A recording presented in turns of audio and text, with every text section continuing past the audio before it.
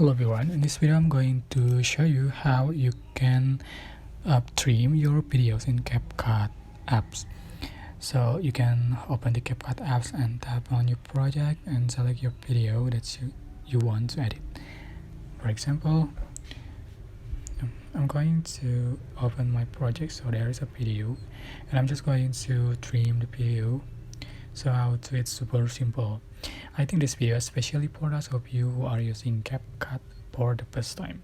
Alright, so select part that you want to trim, and for example this part, just click split button, and after done you can select the part that you want to remove. For example, I'm going to remove the middle clip, so how to just click delete. That's it. Super simple.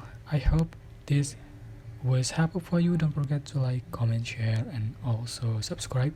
And if you have any question, please leave in the comment section below. Thank you so much for watching.